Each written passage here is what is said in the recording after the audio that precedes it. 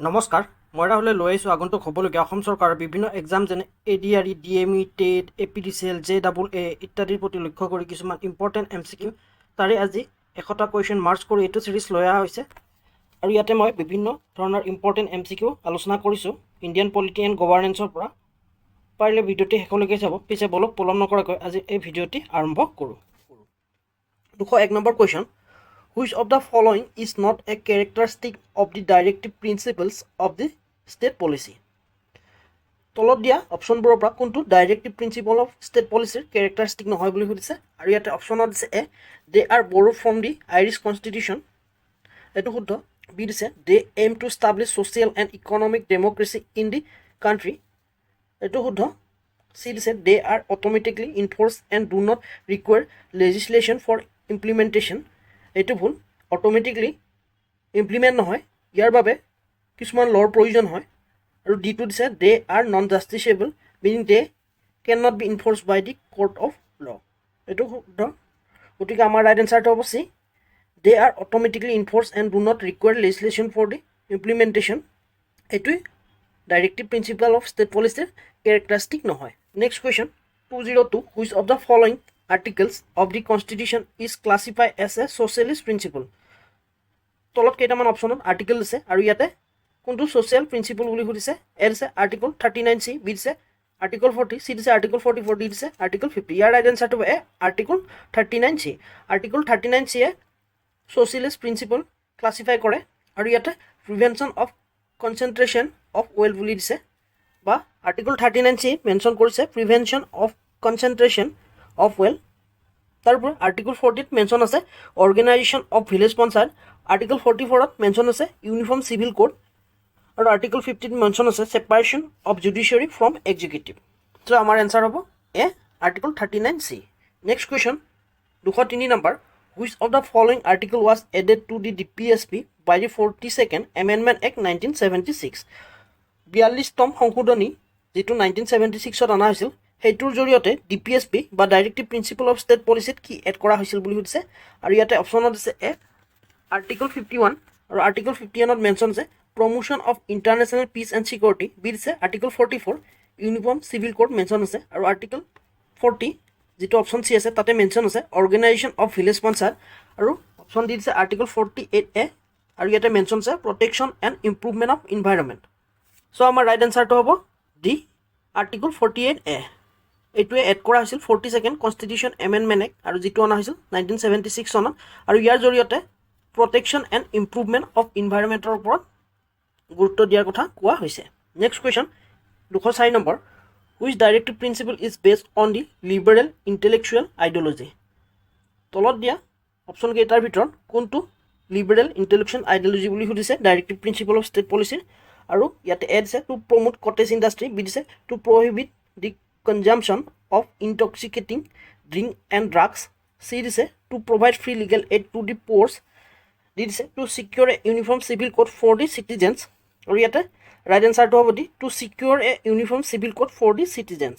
Next question 205 number, which of the following article was amended by 86 amendment act 2002 to change the objective matter related to the education. 86 constitution amendment act যিটো 2002 চনত অনা হৈছিল, তাতে বা সেই সংশোধনীৰ জৰিয়তে এডুকেশ্যনৰ ওপৰত থকা আৰ্টিকলটো সুধিছে। আৰু ইয়াতে অপশ্যনত দিছে A article 41, article 42, B option দিছে আৰ্টিকল 45, চি অপশ্যন, আৰু ডি দিছে আৰ্টিকল 46। ইয়াৰ ৰাইট এনচাৰটো হৈছে আৰ্টিকল 45। আৰ্টিকল 45তে মেনশ্যন আছে এডুকেশ্যনৰ ওপৰত। আৰু 86 কনষ্টিটিউশ্যন এমেণ্ডমেণ্ট এক্ট যিটো 2002 চনত আছিল, তাৰ জৰিয়তে ইয়াতো কিছু সংশোধনী অনা হৈছিল। Next question 206 number, which of the following is the purpose of the directive principle of state policy. Directive principle of state পলিচিৰ পাৰ্পাছ কি বুলি সুধিছে।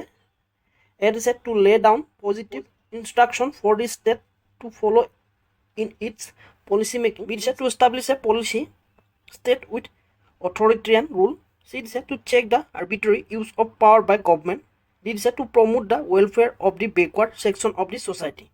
ইয়াৰ ৰাইট এনচাৰটো হ'ব A to lay down positive instruction for the state to follow' in its policy making. Next question 207 number, in case of conflict between fundamental rights and directive principle of state policy, which one would prevail according to Supreme Court. position in the Minerva Milley years 1980s. যদি directive principle state policy আৰু fundamental ৰাইটছৰ মাজত conflict হয় তেতিয়াহ'লে কোনটো বৰ্তি থাকিব বুলি সুধিছে সুপ্ৰিম কোৰ্টৰ জাজমেণ্ট যিটো মিনাৰ্ভা মিলি কেজত দিয়া হৈছিল 1980 চনত। আৰু ইয়াতে অপশ্যন এ দিছে ফাণ্ডামেণ্টেল ৰাইটছ, বি দিছে directive principle of state policy, C দিছে a harmonious construction between the two as they are complementary, D দিছে the parliament decision is final and can not be challenge. ইয়াৰ right এনচাৰটো হ'ব C, a harmonious construction between the two as they are complementary. যদি fundamental rights আৰু directive principles of state পলিচিৰ মাজত conflict হয় তেতিয়াহ'লে দুইখন আইনৰ মাজত যিটো চুইটেবল মেজাৰমেণ্ট হয় বা ইমপ্লিমেণ্ট কৰিবৰ বাবে যিটো চুইটেবল হয় সেইটোৱে লোৱা হয়। Next question 208 number, which of the following article is consider as liberal intellectual DPSP as its promote as separation of powers. আৰু ইয়াতে অপশ্যন এ দিছে, ইয়াতে সুধিছে DPSPৰ কোনটো লিবাৰেল ইণ্টেলেকচুৱেল প্ৰিন্সিপল বুলি সুধিছে যিটো ছেপাৰেশ্যন অফ পাৱাৰ প্ৰমোট কৰে। এ দিছে article 43 living wages for workers, B দিছে article 48 organisation of agriculture and animal husbandry, C দিছে article 47 duty of the state to raise the level of nutrition and the standard of living, D দিছে article 50 separation of judiciary from executive. ইয়াৰ right এনচাৰটো হ'ব D article 50 separation of judiciary from executive. Article 50ৰ জৰিয়তে বা article 50তে mention আছে promote separation of পাৱাৰৰ বিষয়ে, আৰু এইটো হৈছে liberal intellectual principle. Next question 209 number, which of the following is not a objective of the directive principle of state policy.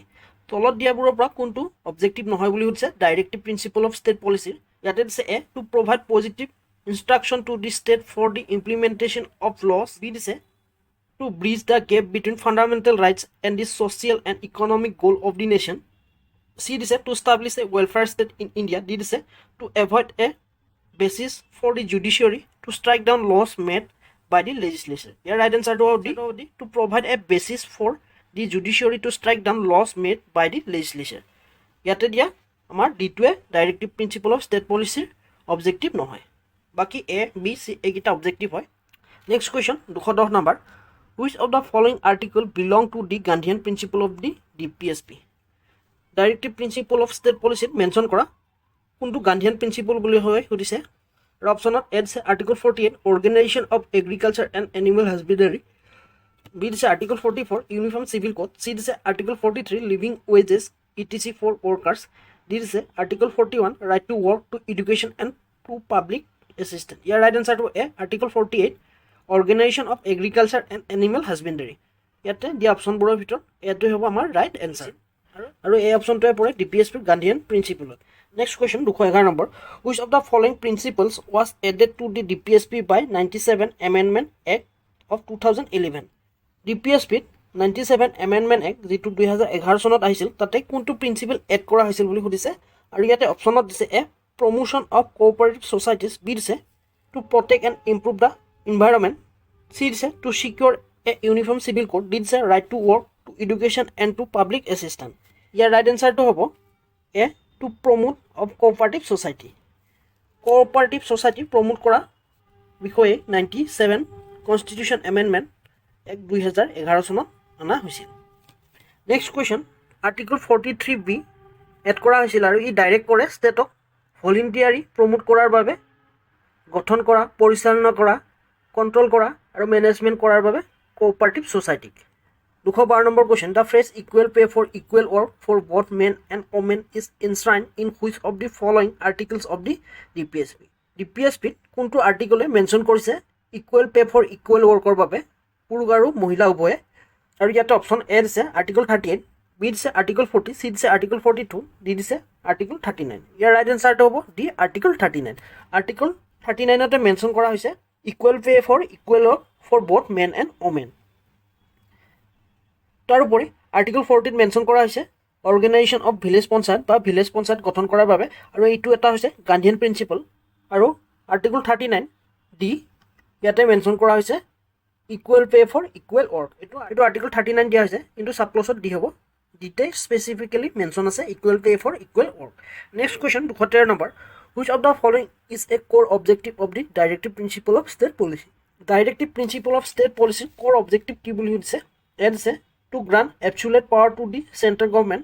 B দিছে to limit the power of the judiciary. C দিছে to act as a moral code for the citizens. D দিছে to establish a welfare state in India.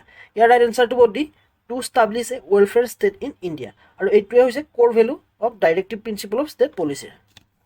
214 number question, which of the following directive principle is a socialist principle? তলত দিয়া অপচনবোৰৰ ভিতৰত কোনটো socialist principle হয় বুলি সুধিছে directive principle of state policy. আৰু ইয়াতে অপচনত এ দিছে to protect monument of the national importance. B দিছে to separate the judiciary from the executive. C দিছে to provide for just and human condition of work and maternity relief. D দিছে to organize village panchayat. Year right answer to হ'ব C, to provide for just and human condition of work and maternity relief. এইটো হৈছে social principle. Next question 215 number, according to article 37 the directive principles are. Article 37 মতে directive principle বোৰ কি হয় সুধিছে আৰু ইয়াতে এ দিছে only for the welfare of the scheduled caste and scheduled tribe. B দিছে subordinate to the fundamental duties. C দিছে fundamental in the governance of the country. D দিছে legally enforceable by the Supreme Court. Year right answer হ'ব C, fundamental in governance of the country. Next question 216 number, which of the following is a liberal intellectual principle among the DPSP? তলত দিয়া অপচনবোৰৰ পৰা কোনটো liberal intellectual principle হয় বুলি সুধিছে ডিপিএছপিৰ আৰু ইয়াতে অপচনত এ দিছে to promote the educational and economic interest of the weaker section. B দিছে to organise agriculture and animal husbandry on modern and scientific lines. C দিছে to secure a living wage for all workers. D দিছে to promote international peace and security. ইয়াৰ right এনচাৰটো হ'ব D, to promote international peace and security আৰু এইটোৱে হৈছে liberal principle of ডিপিএছপিৰ. Next question 217 number, the DPSP for the promotion and improvement of the environment was added by 42nd Amendment Act. This provision is contained in which article? 42তম সংশোধনীত DPSP environment protect আৰু promotion বা improvement কৰাৰ বিষয়ে উল্লেখ কৰা হৈছে আৰু সেইটো article কিমানত উল্লেখ কৰা হৈছে বুলি সুধিছে আৰু ইয়াতে অপচনত এ দিছে আৰ্টিকল 48A, বি দিছে আৰ্টিকল 49, চি দিছে আৰ্টিকল 51, ডি দিছে আৰ্টিকল 48. ইয়াৰ ৰাইট এনচাৰটো হ'ব A, Article 48A. Article 48A direct core state to protect and improve the environment and to safeguard forest and wildlife of the country. Next question, look author number, which of the following DPSP is considered a Gandhian principle? তলত দিয়া অপচনবোৰৰ পৰা কোনটো Gandhian principle হয় বুলি সুধিছে DPSP. It is to promote the educational and economic interest of SCs, STs and other weaker section. B is to secure a living wage, a decent standard of living and social and cultural opportunities for all workers. C is to protect and improve the environment and to safeguard forest and wildlife. D is to secure opportunity for the healthy development of children. Your right answer to A, to promote the educational and economic interest of SCs, STs and other weaker section. Next question 219 number, the DPSP aims to supplement the fundamental rights by providing for A is economic and social rights, B is religious rights, C is political rights, D is legal rights. Here right answer of A, economic and social rights. Next question 220 number, which of the following directive principle was added by 42nd Amendment Act 1976 to direct the state to protect and improvement of environment?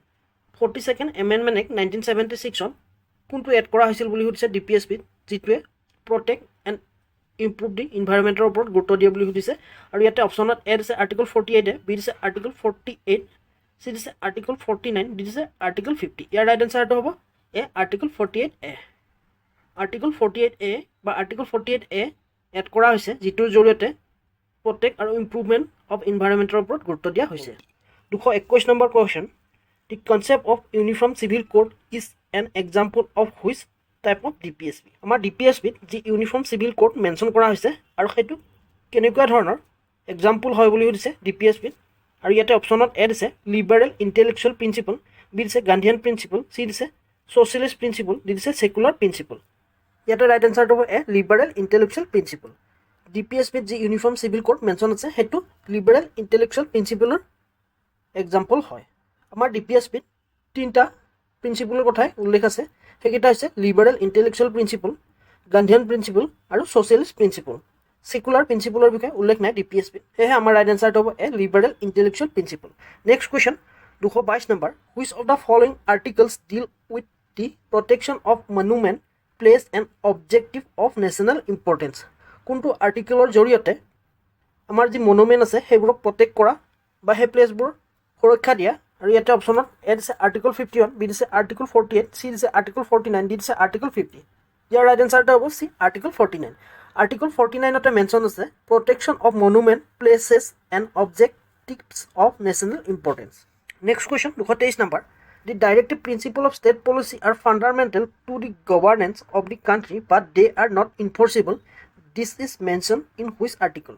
Directive principle of state policy কোনটো আৰ্টিকলত mention আছে যে ইয়াক enforceable বা enforce কৰিব পৰা নাযায় A আছে article 38 B আছে আৰ্টিকল 36 সি আছে আৰ্টিকল 39 ডি আছে আৰ্টিকল 37 ইয়াৰ ৰাইট আনসাৰটো হ'ব D article 37 next question 224 number which of the following is a DPSP aim at promoting justice and free legal aid to the poor ইয়াতে কোনটো আৰ্টিকলৰ জৰিয়তে DPSP free আৰু legal add দিয়াৰ কথা কোৱা হৈছে পোৰ সকলক বা দুখীয়া লোকসকলক এ দিছে আৰ্টিকল 40 বি দিছে আৰ্টিকল 39 এ সি দিছে আৰ্টিকল 38 ডি দিছে আৰ্টিকল 41 ইয়াৰ ৰাইট আনসাৰটো হ'ব আৰ্টিকল 39 এ DPSP আৰ্টিকল 39 এতে মেনশন আছে দুখীয়া লোকসকলক ফ্ৰী আৰু লিগেল এড প্ৰদান কৰাৰ বাবে বা বিষয়ে next question 225 number which of the following is not a socialist principle তলত দিয়া অপচন কেইটাৰ ভিতৰত কোনটো socialist principle নহয় বুলি কৈছে আৰু ইয়াতে অপচনত এ দিছে to protect and improve the environment and to safeguard forest and wildlife B দিছে to secure for all workers a living wages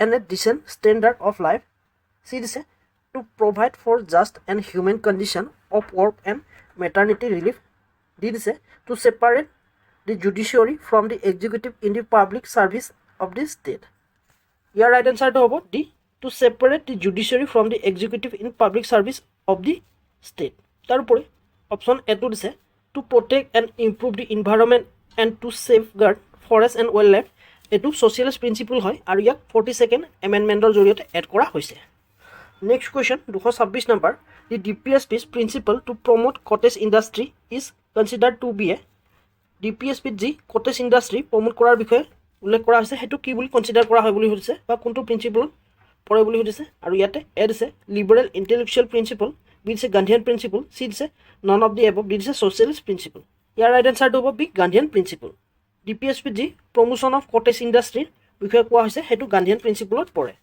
আৰু এটো মেনশন আছে article 43 next question 227 number which of the following articles deal with the right to work to education and to public assistance in certain cases আৰু ইয়াতে option A দিছে article 41 B দিছে article 42 C দিছে article 43 D দিছে article 40 ইয়াৰ right আনসাৰটো A article 41 article 41 তে mention আছে right to work to education and to public assistance in certain cases আৰু এইটো এটা সোশ্যালিষ্ট প্ৰিন্সিপল হয় আৰু ইয়াৰ জৰিয়তে direct the state to make effective provision for securing the right to work to education and to public assistance in case of unemployment old age sickness next question 28 number the DPSP's focus on securing a social order for the promotion of the welfare of the people is the primary directive of which article DPSP কোনটো আৰ্টিকলত mention আছে বুলি কৈছে welfare of the people ৰ বিষয়ে আৰু ইয়াতে option এ আছে article 37 B দিছে আৰ্টিকল 36 সি দিছে আৰ্টিকল 38 ডি দিছে article 39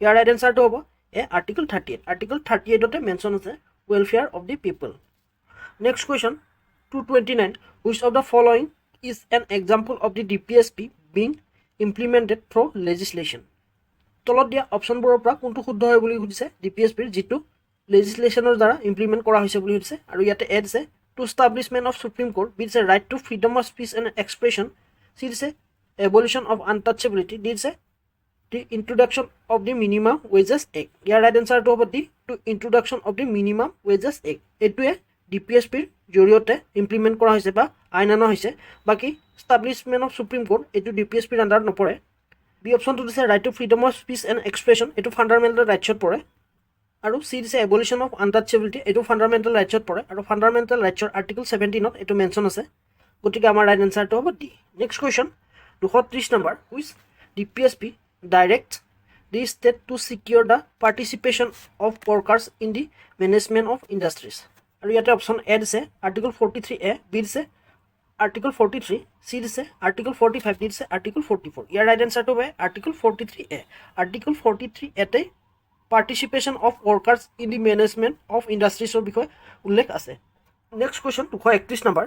the 86 amendment act of 2002 made a change to which DPSP by focusing on early child care and education for children below age of 16 year। কোনটো আৰ্টিকুলৰ জৰিয়তে 86 amendment act যিটো 2002 চনত অনা হৈছিল আৰু ইয়াৰ জৰিয়তে শিশুসকলৰ ইয়াৰলি এজত শিক্ষাৰ বিষয়ে কোৱা হৈছে বুলি সুধিছে। আৰু ইয়াতে এ দিছে আৰ্টিকল 46, বি দিছে আৰ্টিকল 45, চি দিছে আৰ্টিকল 44, ডি দিছে আৰ্টিকল 47। ইয়াৰ ৰাইট এনচাৰটো হ'ব আৰ্টিকল 45। আৰু এই সংশোধনীৰ জৰিয়তে ৰাইট টু এডুকেশ্যন ফাণ্ডামেণ্টেল ৰাইটছত এড কৰা হৈছিল আৰু সেইটো এড কৰা হৈছিল 21A। আৰু ইয়াৰ জৰিয়তে শিশুসকলৰ 6 বছৰ এজলৈকে যি এলিমেণ্টেৰী এডুকেশ্যন আছে বা প্ৰাথমিক শিক্ষা আছে সেইটো ফাণ্ডামেণ্টেল ৰাইটছত অন্তৰ্ভুক্ত কৰা হৈছে। আৰু আৰ্টিকল 45ত মেনশ্যন আছে চৰকাৰে কম্পালচৰি আৰু ফ্ৰী এডুকেশ্যন প্ৰভাইড কৰা সকলোবোৰ শিশুক 14 বছৰ বয়সলৈকে, আৰু সেইটোকে এমেণ্ড কৰি 6 বছৰ শিশুক এলিমেণ্টেৰী এডুকেশ্যন ফাণ্ডামেণ্টেল ৰাইটছত অন্তৰ্ভুক্ত কৰা হৈছে। তাৰোপৰ আৰ্টিকল 46ত মেনশ্যন আছে promotion of education and economic interest of SC, ST and other backward ছেকশ্যনৰ বিষয়ে। Next question 232 number. Which of the following articles of the constitution deals with fundamental duties. কোনটো আৰ্টিকলে ফাণ্ডামেণ্টেল ডিউটিছক ডিল কৰে বুলি সুধিছে। আৰু ইয়াতে এ দিছে আৰ্টিকল 21A, বি দিছে আৰ্টিকল 45, চি দিছে আৰ্টিকল 36, ডি দিছে আৰ্টিকল 51A। ইয়াৰ ৰাইট এনচাৰটো হ'ব article 51A। Article 51A fundamental ডিউটিছক ডিল কৰে আৰু ই পাৰ্ট 4A মেনশ্যন আছে। তাৰোপৰি article 21A right to education, আৰু এই ৰাইট টু এডুকেশ্যন ফাণ্ডামেণ্টেল ৰাইটছত 86 এমেণ্ডমেণ্ট এক্ট 2002 এড কৰা হৈছে। তাৰোপৰি আমাৰ সংবিধানত 11টা ফাণ্ডামেণ্টেল ডিউটিছ উল্লেখ কৰা হৈছে আৰু সেইকেইটা হৈছে সংবিধান মানি চলা আৰু জাতীয় পতাকা আৰু ৰাষ্ট্ৰীয় প্ৰতীকৰ প্ৰতি শ্ৰদ্ধা প্ৰদান কৰা, স্বাধীনতা আন্দোলনক অনুপ্ৰাণিত কৰা মহান আদৰ্শসমূহ পোষণ আৰু অনুসৰণ কৰা, ভাৰতবৰ্ষৰ সাৰ্বভৌমত্ব, ঐক্য আৰু সংহতিক ৰক্ষা কৰা, দেশখন ৰক্ষা কৰা আৰু যেতিয়াই আহ্বান কৰা হয় তেতিয়াই দেশৰ প্ৰতি সেৱা আগবঢ়োৱা, ভাৰতবৰ্ষৰ বিভিন্ন অঞ্চলত বাস কৰা বিভিন্ন ধৰ্ম ভাষা ভাষী মানুহৰ মাজত ভাতৃত্ববোধ সৃষ্টি কৰা আৰু মহিলাসকলৰ প্ৰতি মৰ্যাদা হানিকাৰক আচৰণ ত্যাগ কৰা, ভাৰতৰ মূল্যৱান ঐতিহ্যক মূল্য দিয়া আৰু তাক সংৰক্ষণ কৰা, বননি, হ্ৰদ, নদী, বন্য জীৱ জন্তু আদিকে ধৰি প্ৰাকৃতিক পৰিৱেশ ৰক্ষা কৰা আৰু সকলো জীৱিত প্ৰাণীৰ প্ৰতি দয়াভাৱ দেখুওৱা বা দয়াশীল হোৱা, বৈজ্ঞানিক দৃষ্টিভংগী বিকাশ সাধন কৰা, মানৱতাবোধ ভাৱ সৃষ্টি কৰা আৰু অনুসন্ধিত সু তথা সংস্কাৰ মনোভাৱ বিকাশ সাধন কৰা, ৰাজহুৱা সম্পত্তি ৰক্ষা কৰা আৰু হিংসাৰ মনোভাৱ পৰিত্যাগ কৰা, ব্যক্তিগত আৰু সামাজিক সকলো কাম কাজৰ ক্ষেত্ৰত উৎকৰ্ষ সাধন চেষ্টা কৰা আৰু ৰাষ্ট্ৰই যাতে প্ৰগতিৰ পথত আগুৱাই যাব পাৰে তাৰ বাবে ব্যৱস্থা কৰা, আৰু 6ৰ পৰা 14 বছৰ বয়সৰ প্ৰত্যেক শিশুক শিক্ষা প্ৰদান কৰা ইত্যাদিৰ বিষয়ে আমাৰ ফাণ্ডামেণ্টেল ডিউটিছত মেনশ্যন কৰা হৈছে। আৰু এই 6ৰ পৰা 14 বছৰ বয়সৰ প্ৰত্যেক শিশুক শিক্ষা প্ৰদান কৰা এইটো 86 কনষ্টিটিউশ্যন এমেণ্ডমেণ্ট এক্ট 2002 এড কৰা হৈছে। Next question 233 number. The fundamental duties were added to the constitution on the recommendation of which committee. আমাৰ সংবিধানত ফাণ্ডামেণ্টেল ডিউটিছ এড কৰা হৈছে আৰু সেয়া কোনটো কমিটি বা কোনখন কমিটিৰ ৰিকমেণ্ডেশ্যন মতে কৰা হৈছে বুলি সুধিছে। আৰু এ দিছে চৰকাৰী কমিশ্যন, বি দিছে LM সিংভি কমিটি, চি দিছে চৰণ সিং কমিটি, ডি দিছে শাহ কমিশ্যন। ইয়াৰ ৰাইট এনচাৰটো হ'ব চি চৰণ সিং কমিটি। চৰণ সিং কমিটিৰ ৰিকমেণ্ডেশ্যন মতে আমাৰ সংবিধানত ফাণ্ডামেণ্টেল ডিউটিছ এড কৰা হৈছে। চ' আমাৰ ৰাইট এনচাৰটো হ'ব C Swaran Singh committee. Next question 234 number. Which of the following fundamental duties were added by 86 amendment act 2002। আৰু এইটো আমি বহুতবাৰ পাই আহিছোঁ, তো এবাৰ কৈ দিছোঁ। এ দিছে to protect and improve the natural environment, B দিছে to cherish and follow' the noble ideas which inspire our national struggle for freedom, C দিছে to safeguard public property and to absorb violence, D দিছে to provide opportunities for education to his child or award between the age of 6 and 14 years। ইয়াৰ right এনচাৰটো হ'ব D to provide opportunities for education to his child or award between the age of 6 and 14 years।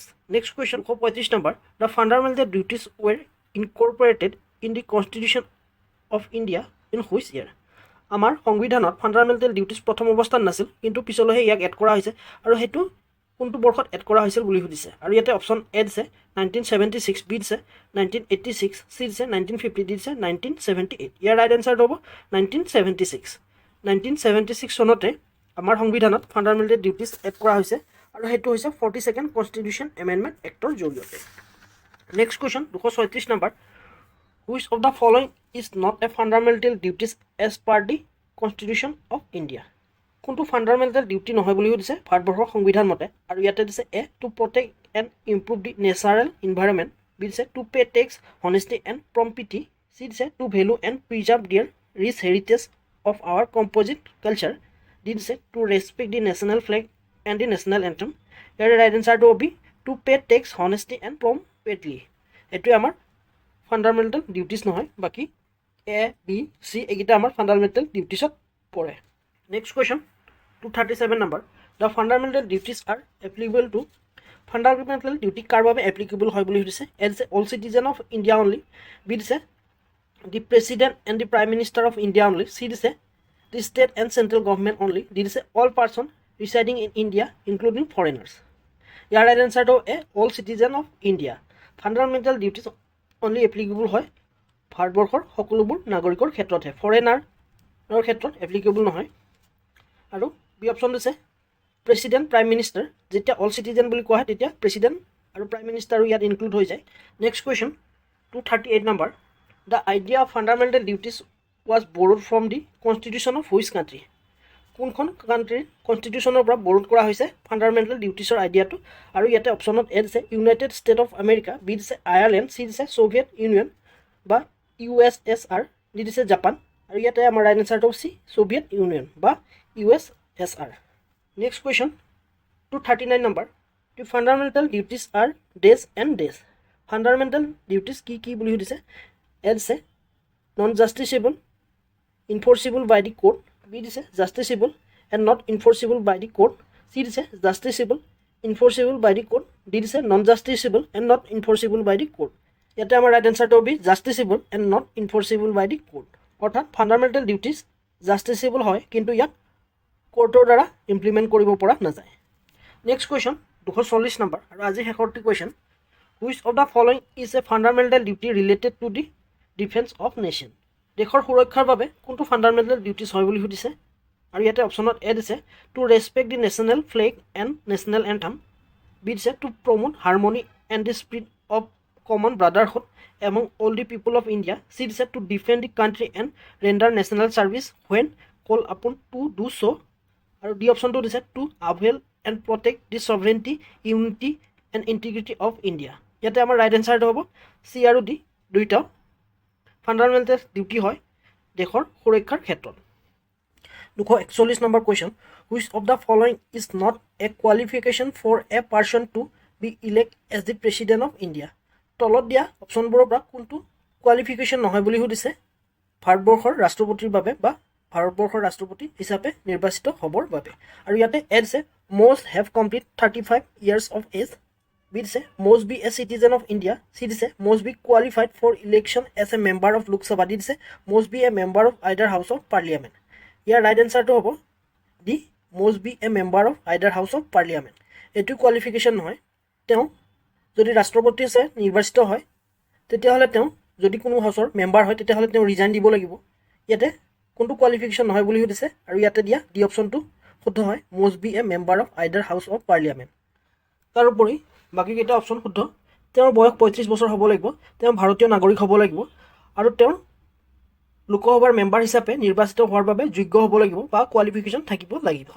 Next question 242 number, the president of India is elected by an electoral college consisting of, president of ইণ্ডিয়াক elect কৰা হয় electoral কলেজৰ জৰিয়তে, আৰু সেই electoral college গঠন কৰা হয় কিহেৰে বুলি সুধিছে, আৰু ইয়াতে এ অপশ্যন দিছে member of Lok Sabha and the member of Rajya Sabha only, B দিছে all member of parliament and all member of state legislative assembly, C দিছে all member of both house of parliament only, D দিছে elected member of both house of parliament and elected member of the legislative assemblies of the state. ইয়াৰ right এনচাৰটো হ'ব D elected member of both house of the parliament and elected member of the legislative assembly of the state only. প্ৰেচিডেণ্টক নিৰ্বাচিত কৰিবৰ বাবে electoral college গঠন কৰা হয়, আৰু তাতে অকল নিৰ্বাচিত সদস্যসকলেহে ভোট দিব পাৰে, আৰু সেইসকল সদস্যৰ ভিতৰত হৈছে লোকসভা আৰু ৰাজ্যসভাৰ সদস্য আৰু ষ্টেট লেজিছলেটিভ এছেম্বলিৰ নিৰ্বাচিত সদস্যসকলহে। ইয়াতে ষ্টেট লেজিছলেটিভৰ নমিনেটেড সদস্যসকলে দিব নোৱাৰে। তাৰোপৰি ষ্টেট লেজিসলেটিভ কাউন্সিলো দিব নোৱাৰে ভোট, কাৰণ সকলোবোৰ ভাৰতবৰ্ষৰ ষ্টেটতে লেজিসলেটিভ কাউন্সিল নাই। তাৰোপৰি লোকসভাৰ যিসকল নমিনেটেড সদস্য আছে তেওঁলোকেও নোৱাৰে, আৰু ৰাজ্যসভাৰ নমিনেটেড সদস্যসকলেও নোৱাৰে, অকল ইলেক্টেডসকলেহে পাৰে। চ' ইয়াতে ৰাইট এনচাৰটো হ'ব D. Next question 243 number, the president can be remove from office before the expiry of the term by a process of impeachment. The impeachment resolution can be initiated in. ৰাষ্ট্ৰপতিক তেওঁৰ কাৰ্যকাল শেষ হোৱাৰ আগতেই ৰিমুভ কৰিব পাৰি, আৰু সেই ৰিমুভেল প্ৰচেছ অনা হয় ইম্পিচমেণ্টৰ জৰিয়তে। আৰু সেই ইম্পিচমেণ্ট কোনখন হাউচত আনিব পাৰি বুলি সুধিছে। এ দিছে either house of parliament, B দিছে লোকসভা অনলি, চি দিছে ৰাজ্যসভা অনলি, ডি দিছে a joint sitting of both house of parliament. ইয়াৰ ৰাইট এনচাৰটো হ'ব A either house of parliament. যেতিয়া প্ৰেচিডেণ্টৰ ওপৰত ইম্পিচমেণ্ট অনা হয় তেতিয়া উভয় সদনতে আনিব পাৰি, সেয়ে আমাৰ ৰাইট এনচাৰটো হ'ব A either house of parliament. আৰু এইটো মেনশ্যন আছে আমাৰ সংবিধানৰ আৰ্টিকল 61ত। Next question 244 number, under the which article of the constitution can president promulgate an ordinance. ভাৰতবৰ্ষৰ সংবিধানৰ কিমান নম্বৰ আৰ্টিকল মতে প্ৰেচিডেণ্টে অৰ্ডিনেঞ্চ আনিব পাৰি বুলি সুধিছে।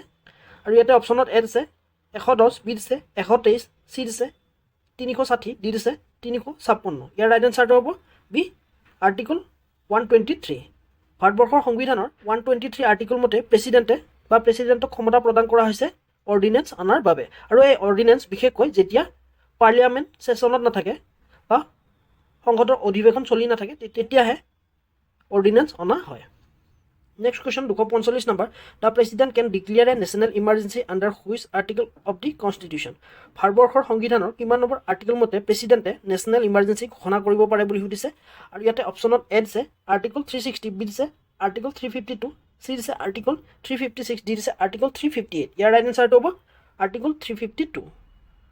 আৰ্টিকল 352 মতে ৰাষ্ট্ৰপতিয়ে নেশ্যনেল ইমাৰ্জেঞ্চি ডিক্লেয়াৰ কৰিব পাৰে যেতিয়া দেশখনৰ সুৰক্ষাজনিত কাৰণ বা এক্সটাৰ্নেল এগ্ৰেশ্যন বা আৰ্ম ৰিবিলিয়ন ষ্টাৰ্ট হয়, তেতিয়াই ৰাষ্ট্ৰপতিয়ে নেশ্যনেল ইমাৰ্জেঞ্চি ঘোষণা কৰিব পাৰে।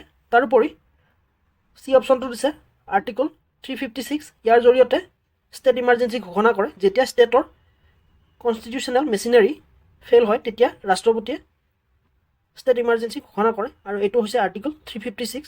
আৰু বৰ্তমান যি মণিপুৰত চলি আছে ইমাৰ্জেঞ্চি সেয়া আৰ্টিকল 356 মতেই। Next question 246, in which of the following cases does the president have the power of suspensive veto. কোনটো ক্ষেত্ৰত প্ৰেচিডেণ্টে ছাছপেনচিভ ভেটো ইউজ কৰিব পাৰে বুলি সুধিছে। আৰু ইয়াতে এ অপশ্যন দিছে an ordinary bill which is separated by parliament and sent to the president for assent, B দিছে মানি বিল, চি দিছে all of the above, D দিছে কনষ্টিটিউশ্যনেল এমেণ্ডমেণ্ট বিল। ইয়াৰ ৰাইট এনচাৰটো হ'ব আমাৰ A an ordinary bill which is pass by parliament and sent to the president for assent. আৰু এইটোৰ ক্ষেত্ৰতে প্ৰেচিডেণ্টে ছাছপেনচিভ ভেটো ইউজ কৰিব পাৰে। আৰু এইটোৰ জৰিয়তে প্ৰেচিডেণ্টে বিলখন পুনৰ পাৰ্লিয়ামেণ্টত পঠাব পাৰে ৰিকনচিডাৰ কৰিবৰ বাবে বা এমেণ্ডমেণ্ট কৰিবৰ বাবে। যদি সেই বিলখন পুনৰ এমেণ্ড কৰি বা নকৰিও যদি সেই বিলখন পুনৰ পাৰ্লিয়ামেণ্টে পাছ কৰি পঠিয়ায় তেতিয়াহ'লে প্ৰেচিডেণ্টে ইয়াক চাইন কৰিবলৈ বাধ্য। Next question 247 number, the president of India hold office for a term of 5 years from the date on which he চি। ভাৰতবৰ্ষৰ ৰাষ্ট্ৰপতিয়ে 5 বছৰ কাৰ্যকাল সম্পন্ন কৰিব পাৰে।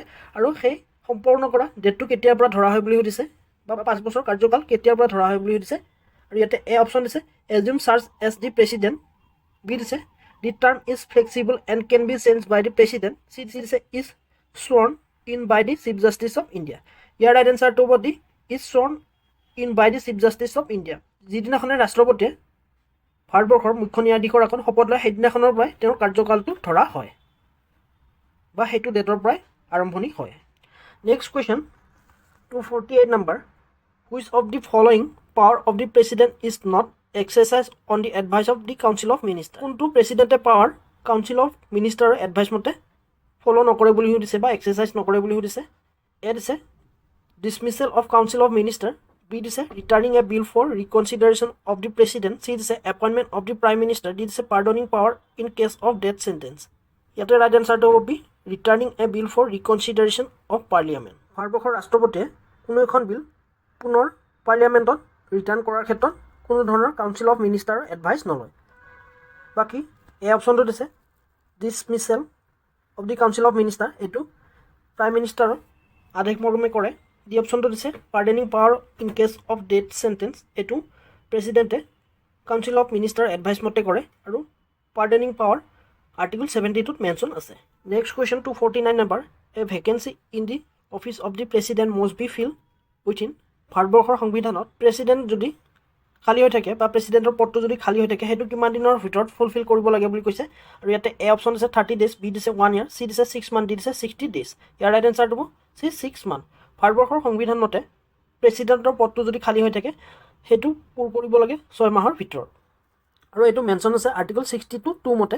Next question 250 number the president can summon a joint sitting of both house of parliament to pass a bill when.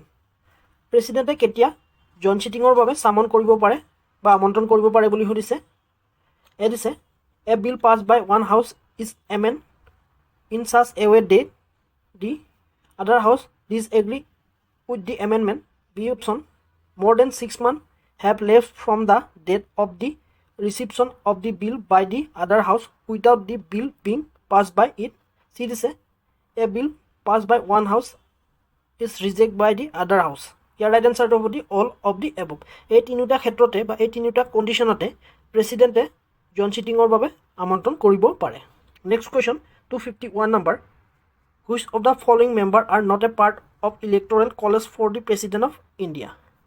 President of ইণ্ডিয়াক নিৰ্বাচিত কৰাৰ বাবে যিখন ইলেক্টৰেল কলেজ আছে তাতে কোন মেম্বাৰ নহয় বুলি সুধিছে। আৰু ইয়াতে এ অপশ্যন দিছে elected member of the state legislative assembly, B দিছে elected member of the Rajya Sabha, C দিছে elected member of the Lok Sabha, D দিছে nominated member of the Rajya Sabha. ইয়াৰ ৰাইট এনচাৰটো হ'ব nominated member of the Rajya Sabha. ৰাজ্যসভাৰ নমিনেটেড মেম্বাৰসকলে ইলেক্টৰেল কলেজৰ মেম্বাৰ নহয়, বাকী elected member of Rajya Sabha, elected member of Lok Sabha আৰু elected member of state legislative এছেম্বলিৰ সদস্যসকল ইলেক্টৰেল কলেজৰ মেম্বাৰ হয়। Next question 252 number the president rule can be imposed in a state under which article of the constitution.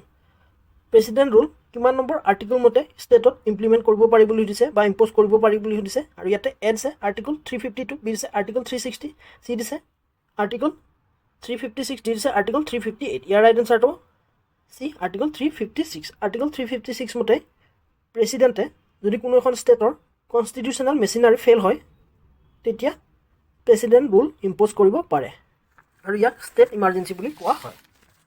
Next question 253 number the president pardoning power under article 72 is exercise on the advice of.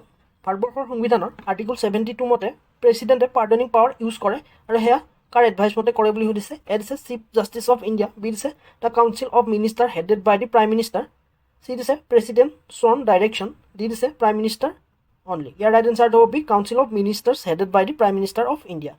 পাৰ্ডনিং power ভাৰতবৰ্ষৰ প্ৰেচিডেণ্টে article 72 মতে প্ৰধানমন্ত্ৰীৰ head হিচাপে council of মিনিষ্টাৰৰ নিৰ্দেশ মতে পালন কৰে। Next question 254 number under which article can the president seek the advice of the supreme court on a acquisition of law or fact of public importance. A দিছে article 72, B দিছে article 124, C দিছে article 143, D দিছে article 131। ইয়াৰ right এনচাৰটো হ'ব C article 143। Next question 255 number which of the following is not a diplomatic power of president.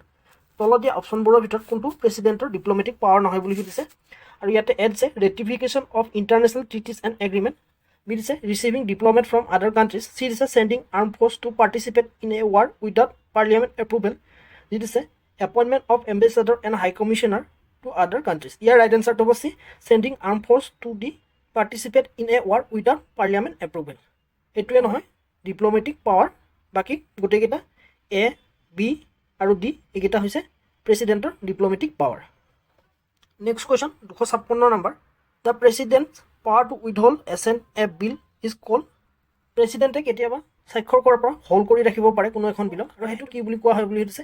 A দিছে qualified veto, B দিছে এবছুলেট veto, C দিছে পকেট ভেটো, ডি দিছে ছাছপেনচিভ veto. ইয়াৰ right এনচাৰটো হ'ব বি এবছুলেট ভেটো। এবছুলেট ভেটোৰ জৰিয়তে প্ৰেচিডেণ্টে কোনো এখন বিল ছাইন কৰাৰ পৰা ইয়াক হোল্ড কৰি ৰাখিব পাৰে। বাকী ভেটো, পকেট ভেটো কিছু নিৰ্দিষ্ট সময়লৈকে ইয়াক হোল্ড কৰি ৰখা হয়। ছাছপেনচিভ ভেটো ইয়াৰ জৰিয়তে প্ৰেচিডেণ্টে কোনো এখন বিল ৰিকনচিডাৰৰ বাবে পাৰ্লিয়ামেণ্টলৈ উভতাই পঠিয়াব পাৰে।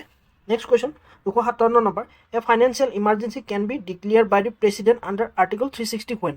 ফাইনেন্সিয়েল ইমাৰ্জেঞ্চি প্ৰেচিডেণ্টে 360 মতে কেতিয়া ডিক্লেয়াৰ কৰিব পাৰে বুলি সুধিছে। আৰু ইয়াতে অপশ্যনত এ দিছে The financial stability or credit of India is threatened. B দিছে there is a failure of constitutional machinery in a state. C দিছে there is a threat to the security of India from an external or internal sources. D দিছে the union budget has significant deficit. Here right answer to A. Financial stability or credit of India is threatened.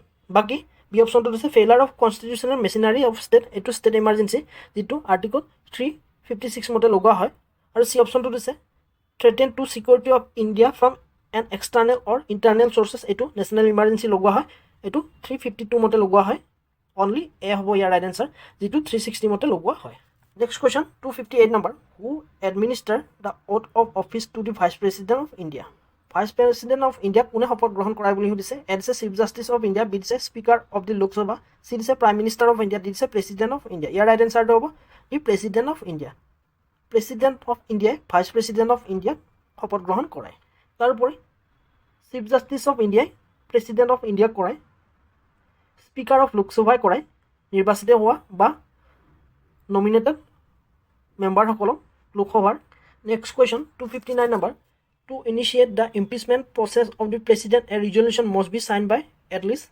যেতিয়া প্ৰেচিডেণ্টৰ ইম্পিচমেণ্ট অনা হয় সেই ৰিজলিউশ্যনখনক ইমানজনে at least sign কৰিব লাগে বুলি সুধিছে আৰু ইয়াতে এ অপশ্যন আছে 1/4 of the total member of the house B দিছে 2/3 of the member present and voting in the house C দিছে 1/10 of the total member of the house D দিছে 1/2 of the total member of the house ইয়াৰ right এনচাৰটো হ'ব A 1/4 of the total member of the house 1/4 total member of the হাউচৰ সদস্যসকলে sign কৰিব লাগে যেতিয়া প্ৰেচিডেণ্টৰ ইম্পিচমেণ্টৰ বাবে ৰিজলিউশ্যন অনা হয় next question 260 number The president must return a bill for reconsideration within a period of ইমান দিনৰ ভিতৰত প্ৰেচিডেণ্টে কোনো এখন বিলক ৰিকনচিডাৰৰ বাবে পঠিয়াব লাগে বুলি সুধিছে এ দিছে নো স্পেচিফিক টাইম লিমিট বি দিছে 30 ডেজ চি দিছে 90 ডেজ ডি দিছে 14 ডেজ ইয়াৰ ৰাইট এনচাৰটো এ নো স্পেচিফিক টাইম লিমিট প্ৰেচিডেণ্টে কোনো এখন বিল ৰিকনচিডাৰেশ্যনৰ বাবে পঠিয়াবৰ বাবে কোনো সময়সীমা নাই সেয়ে আমাৰ ৰাইট এনচাৰটো হ'ব A no specific time limit 261 number question which of the following is an example of the president's discretionary power in a specific political scenario.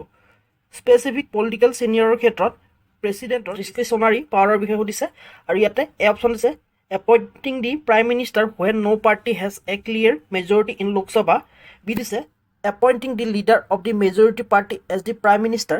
C দিছে giving assent to a bill that has been passed by the both house of parliament. D দিছে dissolving the Lok Sabha on the advice of a prime minister with a clear majority. Your right answer to A. Appointing the prime minister when no party has a clear majority in Lok Sabha. যেতিয়া লোকসভাত কোনো এটা পাৰ্টিয়ে clear majority নাপায় চৰকাৰ গঠন কৰিবৰ বাবে তেতিয়া প্ৰেচিডেণ্টে তেওঁৰ ডিছক্ৰিশ্যনাৰী পাৱাৰ ইউজ কৰিব পাৰে আৰু ইয়াৰ জৰিয়তে তেওঁ সৰ্ববৃহৎ দলটোক চৰকাৰ গঠন কৰিবৰ বাবে আমন্ত্ৰণ কৰিব পাৰে আৰু PM নিয়োগ কৰিব পাৰে কিন্তু এই PMজনে এটা নিৰ্দিষ্ট সময়ৰ ভিতৰত তেওঁৰ মেজৰিটি প্ৰুভ কৰিব লাগিব Hey, our right answer to A. Next question, 262 number. The president lays before parliament the report of which of the following constitutional bodies. President parliamentor agon kuntu report dangi dhore boli hudise. A is National Commission for Scheduled Caste. B is Union Public Service Commission. C is Controller and Auditor General of India. D is all of the above. Your right answer to the all of the above. Rashtrapati parliamentor agon বিশেষকৈ National Commission for Scheduled Caste Union Public Service Commission, Controller and Auditor General of India report dangi dhore. Next question 263 number. If the office of both the president and vice president fall vacant when assume the function of the president. যেতিয়া president আৰু vice presidentৰ অফিসটো খালি হৈ থাকে তেতিয়া কোনে প্ৰেচিডেণ্টৰ ফাংচনটো চলাই বুলি সুধিছে as the speaker of the Lok Sabha B দিছে chief justice of India C দিছে prime minister of India D দিছে attorney general of India ইয়াৰ ৰাইট এনসাৰটো হ'ব B chief justice of India যেতিয়া প্ৰেচিডেণ্ট আৰু ভাইচ প্ৰেচিডেণ্টৰ পদটো ভেকেন্ট হৈ থাকে তেতিয়া চিফ জাষ্টিছ অফ ইণ্ডিয়াই প্ৰেচিডেণ্টৰ ফাংচন চলাই নিয়ে আৰু এই প্ৰেচিডেণ্ট আৰু ভাইচ প্ৰেচিডেণ্টৰ পদটো বিশেষকৈ 6 মাহতকৈ বেছি দিন খালী হৈ থাকিব নোৱাৰে ইয়াক 6 মাহৰ ভিতৰত ফুলফিল কৰিব লাগিব next question 264 number Which of the following is a power of the president to grant a temporary suspension of a sentence? ইয়াতে দিছে প্ৰেচিডেণ্টৰ কোনটো গ্ৰান্ট হয় যিটো তেওঁক দিয়া শাস্তি কিছুদিনৰ বাবে সাসপেন্ড কৰি ৰখা হয় বা তেওঁৰ শাস্তি কিছুদিনৰ বাবে শাস্তিৰ পৰা বিৰত ৰখা হয় এ দিছে ৰিস্পাইট বি দিছে পাৰ্ডন চি দিছে কমিউটেশ্যন ডি দিছে ৰিপ্ৰাইভ ইয়াৰ ৰাইট এনসাৰটো হ'ব ৰিপ্ৰাইভৰ জৰিয়তে প্ৰেচিডেণ্টে কিছুদিনৰ বাবে তেওঁৰ শাস্তি ষ্টে কৰিব পাৰে আৰু এইটো বিশেষকৈ দিয়া হয় ডেথ চেণ্টেন্সৰ ক্ষেত্ৰত। বাকী ৰিস্পাইটটো অৰ্থ হৈছে বিশেষ কাৰণত তেওঁৰ যি চেণ্টেন্স আছে সেইটো কমাই দিয়া বা তেওঁৰ যি শাস্তি আছে তাৰ নেচাৰ চেঞ্জ নকৰাকৈ মাথো কিছুদিনৰ বাবে কমাই দিয়া। আৰু ইয়াতে চি অপশ্যন হৈছে কমিউটেশ্যন। কমিউটেশ্যন হৈছে lighter one rigorous imprisonment by be committed to simple imprisonment. Next question 265 number. The President appoint the member of the Union Public Service Commission UPSC and the chairman of the UPSC can the President also remove them? প্ৰেচিডেণ্টে UPSCৰ chairman নিয়োগ কৰিব পাৰে আৰু মেম্বাৰসকলক নিয়োগ কৰিব পাৰে, কিন্তু প্ৰেচিডেণ্টে তেওঁলোকক আঁতৰাব পাৰেনে বুলি সুধিছে। আৰু ইয়াতে এ অপশ্যন আছে yes at any time and at their own discretion. B দিছে yes but only after an inquiry by the supreme court find them guilty of misbehaviours. C দিছে no they can only be remove by a special majority of the council of ministers. D দিছে no they can only be remove by a resolution pass by parliament. ইয়াৰ right এনচাৰটো হ'ব B yes but only after an inquiry by the Supreme Court find them guilty of misbehaviors. Supreme Court যদি UPSC চেয়াৰমেনক guilty হিচাপে পায় তেতিয়াহ'লে প্ৰেচিডেণ্টে তেওঁক ছাৰ্ভিচৰ পৰা আঁতৰাব পাৰে। সেয়েহে আমাৰ ৰাইট এনচাৰটো হ'ব B. Next question 266 number. What is the procedure for the removal of a জাজ of the supreme court or high court? Supreme court আৰু হাই কোৰ্টৰ জাজক ৰিমুভ কৰাৰ প্ৰচেছ কি বুলি সুধিছে। এ দিছে by the chief justice of India. B দিছে by the President after an addresses by both House of Parliament has been presented to him in the same session. C dice by a simple majority vote in both House of Parliament. D dice by the President on their own initiative. Here right answer to be by the President after an address by both House of Parliament has been presented to him in the same session. Next question 267 number. President can dissolve the Lok Sabha. President কেতিয়া লোকসভা ভংগ কৰিব পাৰে বুলি সুধিছে। ইয়াতে এ option আছে at any time at their own discretion. B দিছে only when a no confidence motion is pass against the council of minister. C দিছে no the advice of the council of ministers headed by the prime ministers. D দিছে only at the end of 5 year terms. ইয়াৰ right এনচাৰটো হ'ব C on the advice of the council of minister headed by the prime minister. Council of মিনিষ্টাৰৰ advice মতেহে প্ৰেচিডেণ্টে Lok Sabha dissolve কৰিব পাৰে। B অপশ্যনটো দিছে no confidence motion. No confidence মোশ্যনৰ জৰিয়তে লোকসভা ডিজলভ কৰিব পৰা নাযায়, ইয়াৰ জৰিয়তে কাউন্সিল অফ মিনিষ্টাৰহে ডিজলভ কৰা হয়। Next question 268 number. In the president election the value of the vote of a member of state legislative assembly is calculated base on. প্ৰেচিডেণ্টৰ ইলেকশ্যনত ষ্টেট লেজিছলেটিভ এছেম্বলি বা MLA সকলৰ ভোট কেনেকৈ calculate কৰা হয় বুলি সুধিছে। এ দিছে the total member of MLAs in that state. B দিছে the population of the state as per the latest census. C dice the number of voters the MLA receive in their constituency election. D dice the total population of the state divided by the number of elected MLAs multiplied by a factor of 1000. Your right answer to the total population of the state divided by the number of elected MLAs multiplied by a factor of 1000. Next question 269 number. The President power to grant pardon, commutation, reprieve and respite is a part of their President যি pardoning power আছে সেইটো তেওঁৰ কি power সুধিছে। A দিছে legislative power, B দিছে judicial power, C দিছে executive power, D দিছে ইমাৰ্জেঞ্চি পাৱাৰ। ইয়াৰ ৰাইট এনচাৰটো হৈছে এক্সিকিউটিভ পাৱাৰ। প্ৰেচিডেণ্টৰ যি পাৰ্ডেনিং পাৱাৰ আছে আৰু পাৰ্ডেনিং পাৱাৰৰ ভিতৰত পৰে কমিউটেশ্যন, ৰিপ্ৰাইভ, ৰিস্পাইট ইত্যাদি, আৰু এইকেইটা পৰে এক্সিকিউটিভ পাৱাৰৰ আণ্ডাৰত। Next question 270 number. A resolution for the impeachment of the president can be passed by the investigating house by a majority of প্ৰেচিডেণ্টক আঁতৰাবৰ বাবে যি ইম্পিচমেণ্ট অনা হয় সেই ইম্পিচমেণ্টত ৰিজলিউশ্যনখন আনিবৰ বাবে কিমান সংখ্যক মেম্বাৰৰ ভোটৰ প্ৰয়োজন হয় বুলি সুধিছে। আৰু ইয়াতে এ দিছে simple majority of the members present and voting. B দিছে 2/3 of the total member of the house. C দিছে 2/3 of the member present and voting. D দিছে simple majority of the total member of the house. ইয়াৰ right এনচাৰটো হ'ব 2/3 of the total membership of the house. হাউচৰ total member 2/3 মেম্বাৰৰ সন্মতিৰ প্ৰয়োজন হয় প্ৰেচিডেণ্টৰ ইম্পিচমেণ্ট অনাৰ বাবে। Next question 271 number. The president power to issue an ordinance is subject to the limitation that. প্ৰেচিডেণ্টৰ যি অৰ্ডিনেন্স অনাৰ পাৱাৰ আছে সেইটোক কিহে লিমিটেশ্যন আনে বুলি সুধিছে। এ দিছে it can be issue only in case of national emergency. B দিছে it must be laid before both House of Parliament and cease to operate after 6 weeks for the Assembly of Parliament. C দিছে it can only be issue on the advice of the prime minister not the council of minister D দিছে it can be issue only on the matter of the union list ইয়াৰ right এনচাৰটো হ'ব B it must be laid before both house of the parliament and ceased to operate after 6 weeks from the reassembly of parliament. President ji ordinance ane he ordinance সংসদৰ অধিৱেশন চলি নাথাকিলে আনে আৰু সংসদৰ যেতিয়া অধিৱেশন আৰম্ভ হোৱাৰ 6 সপ্তাহলৈকে ই কাৰ্যক্ষম হৈ থাকে যদি 6 সপ্তাহৰ ভিতৰত ই পাৰ্লিয়ামেণ্টত পাছ নহয় তেতিয়াহ'লে এখন ডিজলভ হৈ যায় next question 272 number Who was the first president of India?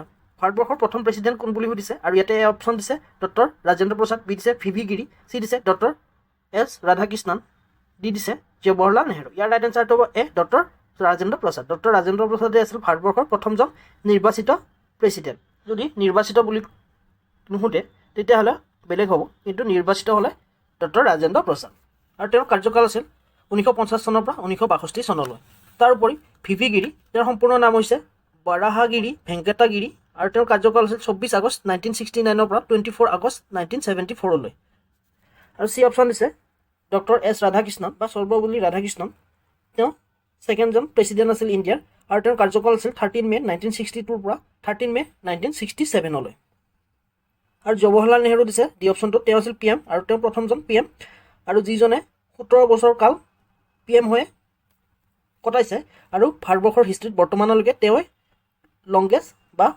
আটাইতকৈ বেছি টাইম পি এম হৈ থকা ব্যক্তি আৰু তেওঁৰ কাৰ্যকাল আছিল 15 আগষ্ট 1947 পৰা 27 May 1964 next question 273 number who was the only president of India to be elected unopposed কোনজন ভাৰতৰ প্ৰেছিডেণ্ট যিগৰাকীয়ে তেওঁ কোনো অপজিশ্যন নোহোৱাকৈ ইলেক্ট হৈছে বুলি সুধিছে এছ এ ফখৰুদ্দিন আলী আহমেদ বি দিছে নীলম সঞ্জীৱ ৰেড্ডি চি দিছে ডক্টৰ এছ ৰাধাকৃষ্ণন ডি দিছে জাকিৰ হুছেইন ইয়াৰ ৰাইট এনচাৰটো হ'ব নীলম সঞ্জীৱ ৰেড্ডি নীলম সঞ্জীৱা ৰেড্ডিয়ে আনঅপ'জলি ইলেক্ট হৈছে তেওঁ আছিল 6 নম্বৰজন প্ৰেছিডেণ্ট ভাৰতবৰ্ষৰ আৰু তেওঁৰ ইলেকশ্যনৰ সময়ত সকলোবোৰ কেণ্ডিডেটে নমিনেশ্যন উইথড্ৰ কৰি লৈছিল সেয়েহে তেওঁ আনঅপ'জলি বা কোনো অপজিশ্যন নোহোৱাকৈ উইনাৰ হৈছিল ডি অপশ্যনটো হৈছে জাকিৰ হুছেইন হৈছে তৃতীয়গৰাকী ব্যক্তি ভাৰতবৰ্ষৰ প্ৰেছিডেণ্ট হোৱা আৰু তেওঁৰ কাৰ্যকাল আছিল 13 মে 1967 টু 3 May 1969 next question 274 number who was the first female president of India ভাৰতবৰ্ষৰ কোন প্ৰথম মহিলা প্ৰেছিডেণ্ট আছিল বুলি সুধিছে এ দিছে প্ৰতিভা পাটিল বি দিছে সৰোজিনী নাইডু চি দিছে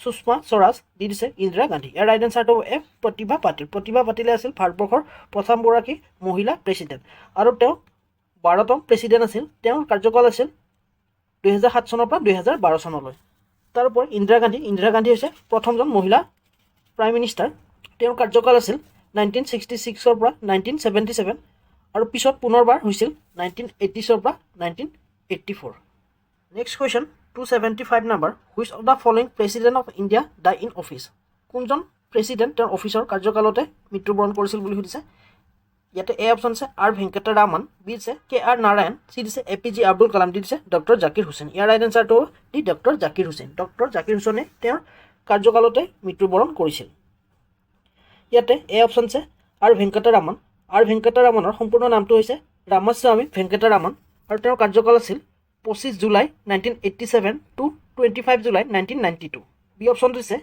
কে আৰ নাৰায়ণ তেওঁৰ কাৰ্যকাল আছিল 1997 টু 2002 আৰু ইয়াতে চি অপশ্যন দিছে A P J Abdul Kalam তেওঁৰ কাৰ্যকাল আছিল 2002 পৰা 2007 লৈ আৰু তেওঁ 11তম প্ৰেছিডেণ্ট আছিল ভাৰতবৰ্ষৰ next question 276 number who was the first president of India to be dismiss by an impeachment মোশ্যনৰ জৰিয়তে ডিছমিছ কৰা প্ৰেছিডেণ্টজনৰ সুধিছে কোন হয় আৰু ইয়াতে এ দিছে জ্ঞানী জেইল সিং বি দিছে ভি গিৰি চি দিছে ফখৰুদ্দিন আলী আহমেদ ডি দিছে নন অফ দি এবভ ইয়াৰ ৰাইট এনচাৰটো হ'ব the none of the above ভাৰতবৰ্ষৰ এতিয়ালৈকে কোনো এগৰাকী প্ৰেছিডেণ্টে ইম্পিচমেণ্টৰ জৰিয়তে ডিছমিছ কৰা হোৱা নাই next question 277 number who was the president of India during the 1975 emergency 1975ৰ ইমাৰ্জেঞ্চিৰ সময়ত ভাৰতবৰ্ষৰ প্ৰেছিডেণ্ট কোন আছিল বুলি সুধিছে এ দিছে ফখৰুদ্দিন আলী আহমেদ বি দিছে বি ডি জাতি চি দিছে ভি গিৰি ডি দিছে জাকিৰ হুছেইন ইয়াৰ ৰাইট এনচাৰটো এ ফখৰুদ্দিন আলী আহমেদে আছিল ইমাৰ্জেঞ্চিৰ সময়ত ভাৰতবৰ্ষৰ প্ৰেছিডেণ্ট আৰু তেওঁ আছিল ভাৰতবৰ্ষৰ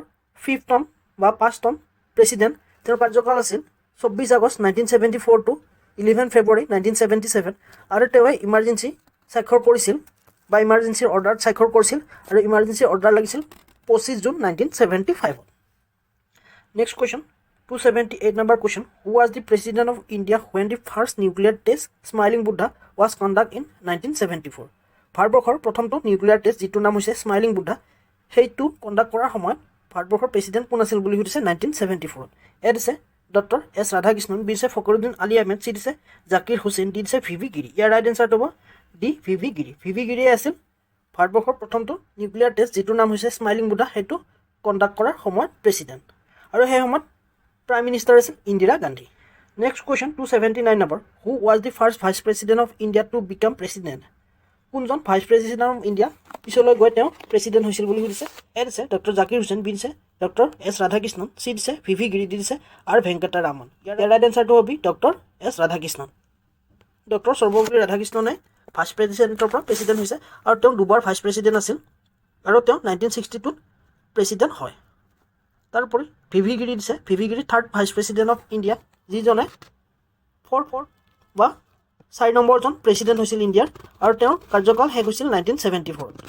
তেওঁৰ কাৰ্যকাল শেষ হোৱাৰ আগে আগে তেওঁ স্মাইলিং বুদ্ধা নামৰ যি ভাৰতবৰ্ষৰ প্ৰথমটো নিউক্লিয়াৰ টেষ্ট তেওঁৰ কাৰ্যকালতে সংঘটিত হৈছে next question 280 number which president of India is famously known as the missile man of India ভাৰতবৰ্ষৰ কোনজন প্ৰেচিডেণ্টক মিছাইল মেন অফ ইণ্ডিয়া বুলি জনা যায় বুলি সুধিছে আৰু ইয়াতে এ অপশ্যন আছে APJ আব্দুল কালাম বি দিছে আৰ ভেংকটা ৰামন চি দিছে জ্ঞানী জেইল সিং ডি দিছে প্ৰণৱ মুখাৰ্জী ইয়াৰ ৰাইট এনচাৰটো হ'ব APJ আব্দুল কালাম APJ আব্দুল কালামকে মিছাইল মেন অফ ইণ্ডিয়া নামেৰে জনা যায় তেওঁ ভাৰতবৰ্ষৰ 11তম প্ৰেচিডেণ্ট হিচাপে কাৰ্যনিৰ্বাহ কৰিছিল তাৰোপৰি জ্ঞানী জেইল সিং আছিল 7মজন প্ৰেচিডেণ্ট ভাৰতবৰ্ষৰ আৰু তেওঁৰ কাৰ্যকাল আছিল 25 জুলাই 1982 পৰা 25 জুলাই 1987 ডি অপশ্যনটো দিছে প্ৰণৱ মুখাৰ্জী 13তম প্ৰেচিডেণ্ট আছিল তেওঁৰ কাৰ্যকাল আছিল জুলাই 25 2012 পৰা 25 July 2017 281 number question which president term is associated with the passage of the 42nd amendment act also' known as the mini constitution কোনজন প্ৰেচিডেণ্টৰ কাৰ্যকালত যি আমাৰ 42তম সংবিধান সংশোধনী আছে যাক আমি মিনি কনষ্টিটিউশ্যন বুলি জনা যায় সেইখন পাছ হৈছিল বুলি সুধিছে আৰু ইয়াতে অপশ্যনত দিছে এ ভিভি গিৰি বি দিছে ফখৰুদ্দিন আলী আহমেদ চি দিছে বি ডি জাতি ডি দিছে জ্ঞানী জেইল সিং ইয়াৰ ৰাইট এনচাৰটো হ'ব বি ফখৰুদ্দিন আলী আহমেদ ফখৰুদ্দিন আলী আহমেদৰ সময়তে 42nd কনষ্টিটিউশ্যন এমেণ্ডমেণ্ট পাছ হৈছিলে আৰু যাক আমি মিনি কনষ্টিটিউশ্যন বুলি জনা যায় আৰু ফখৰুদ্দিন আলী আহমেদ ভাৰতবৰ্ষৰ প্ৰেচিডেণ্ট আছিল তেওঁ 1974 পৰা 1977লৈ next question 282 number who administer the oath of office to the president of India president of ইণ্ডিয়াৰ শপত গ্ৰহণ কোনে কৰায় বুলি সুধিছে এ দিছে prime minister of India B দিছে speaker of the Lok Sabha C দিছে chief justice of India D দিছে ভাইচ প্ৰেচিডেণ্ট অফ ইণ্ডিয়া ইয়াৰ ৰাইট এনচাৰটো হ'ব C chief justice of India chief justice of ইণ্ডিয়াই প্ৰেচিডেণ্টক বা ভাৰতবৰ্ষৰ ৰাষ্ট্ৰপতিক শপত গ্ৰহণ কৰোৱায় তাৰোপৰি বি অপশ্যনটো দিছে স্পীকাৰ অফ লোকসভাই মেম্বাৰ অফ পাৰ্লিয়ামেণ্টক শপত গ্ৰহণ কৰোৱায় আৰু ভাইচ প্ৰেচিডেণ্ট অফ ইণ্ডিয়াক শপত গ্ৰহণ কৰোৱায় প্ৰেচিডেণ্ট অফ ইণ্ডিয়াই তো আমাৰ ৰাইট এনচাৰটো হ'ব C chief justice of India next question 283 number which president of India serve as the vice president for 2 consecutive term before becoming president A দিছে আৰ ভেংকটা ৰামন বি দিছে ভিভি গিৰি চি দিছে doctor S Radhakrishnan D দিছে জাকিৰ হুছেইন ইয়াৰ right এনচাৰটো হ'ব C doctor S Radhakrishnan doctor Sarvepalli ৰাধাকৃষ্ণনে দুবাৰ vice president আছিল প্ৰেচিডেণ্ট হোৱাৰ আগতে আৰু তেওঁ 1950 চনৰ পৰা 1962 চনলৈকে দুবাৰ প্ৰেচিডেণ্ট হৈছিলে আৰু তেওঁ দ্বিতীয়জন ব্যক্তি যি ভাৰতবৰ্ষৰ প্ৰেচিডেণ্ট হিচাপে কাৰ্যভাৰ গ্ৰহণ কৰিছিল next question 284 number which of the following president was the first to use the pocket veto for the India post office amendment bill কোনজন ভাৰতবৰ্ষৰ প্ৰথমজন প্ৰেচিডেণ্ট যিজনে পকেট ভেটো ইউজ কৰিছিল ইণ্ডিয়া পোষ্ট অফিচ এমেণ্ডমেণ্ট বিলখন A দিছে Fakhruddin Ali Ahmed B দিছে R Venkata Raman C দিছে Giani Zail Singh D দিছে কে আৰ নাৰায়ণ ইয়াৰ ৰাইট এনচাৰটো হ'ব চি জ্ঞানী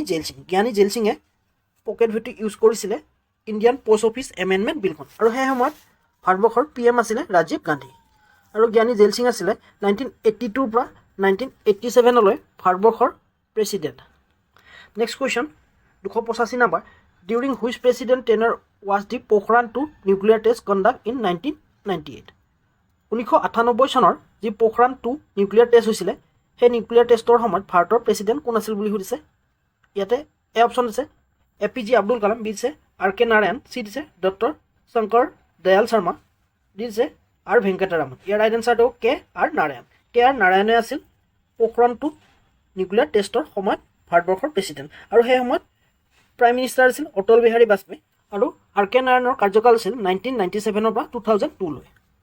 next question to 86 number, which president serve as the chief minister of Andhra Pradesh before being elected to the highest office. ভাৰতবৰ্ষৰ প্ৰেচিডেণ্ট হোৱাৰ আগতে কোনগৰাকী অন্ধ্ৰপ্ৰদেশৰ চিফ মিনিষ্টাৰ আছিল বুলি সুধিছে।